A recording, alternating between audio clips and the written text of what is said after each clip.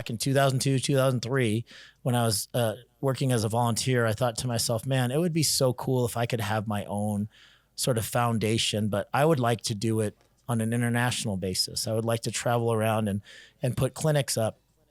And so I started doing a bunch of mission clinics internationally.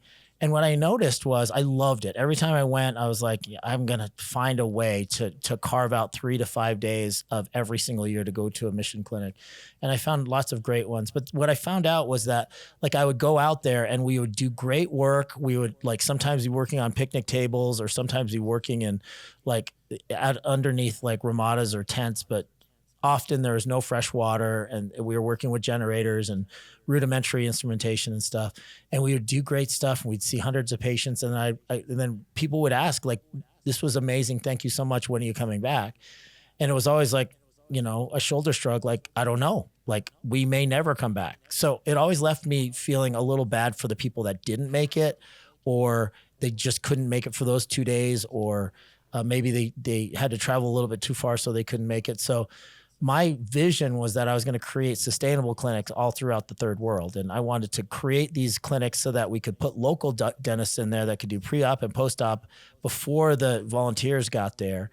And that's what we started doing. So Smile Outreach has been, in the last 3 years, we've been to Fiji, Tanzania, Dominican Republic, Honduras, to Mexico.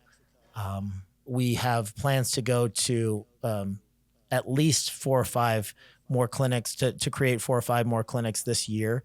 So that's what we've been able to do. And I remember the first time I brought one of my sons, and he was having a difficult time with school, and he was kind of struggling with some personal stuff, and he was 14 years old, and I brought him.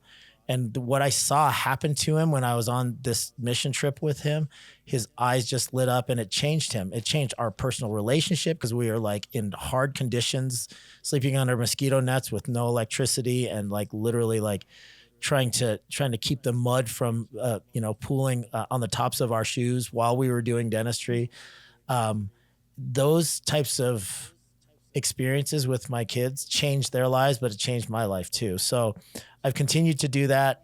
We've raised over $1 million for Smile Outreach in the last 3 years. We've done at least $5 million of free dentistry in the last 3 years, and we've seen thousands of dental patients completely for free.